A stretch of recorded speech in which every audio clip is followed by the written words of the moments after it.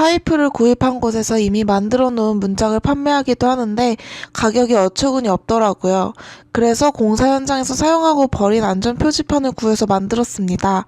2400ml 곱하기 1200ml 2개, 1840ml 곱하기 920ml 2개 이렇게 만들었습니다. 비가 와서 비닐 씌우는 작업은 나중에 하기로 했습니다. 전날 띄엄띄엄 연결해 두었던 조리개를 하나도 빠짐없이 연결해서 마무리 지었습니다.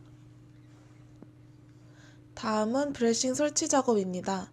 비닐하우스에는 가로와 세로 방향으로 힘이 작용할 뿐만 아니라 대각선 방향으로도 힘이 작용하게 되는데 이를 지탱해주는 기능을 하게 됩니다. 그런데 사선으로 비스듬히 높은 곳에서 설치해야 하니 쉽지가 않습니다. 지금까지의 작업 과정 중에서 가장 고난도였던 것 같습니다. 제가 하루에 2~3시간씩 밖에 작업을 하지 못했던 이유는 한낮이면 땅이 녹아서 질퍽해지거든요.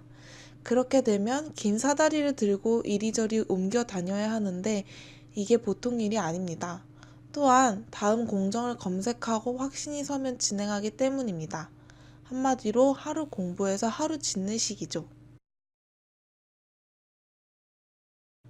마구리라는 말이 건설 현장에서 흔히 쓰이는 일본어의 잔재인 줄 알았는데 표준어라는 사실도 이번에 새롭게 알게 되었습니다.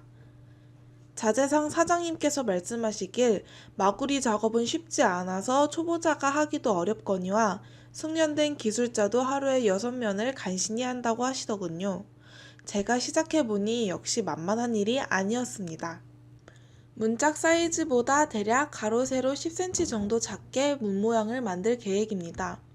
하우스 안쪽에 문을 설치할 계획이므로 안으로 들어오는 바람을 줄여보자는 것이 그 이유이고 나중에 비닐 피복 후 잘라낼 때도 조금씩 남겨두고 잘라낼 생각입니다.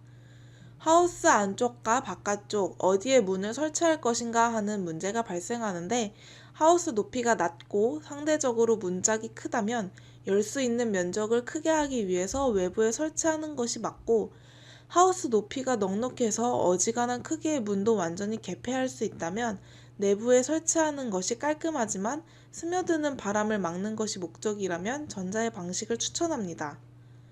문틀이 될 세로 파이프를 설치할 곳을 정하고 쓰다남은 자투리 파이프 조각을 이용해서 상단 밴딩 파이프에서 아래로 늘어뜨려 투직점을 잡고 거기에 세로 파이프를 박았습니다.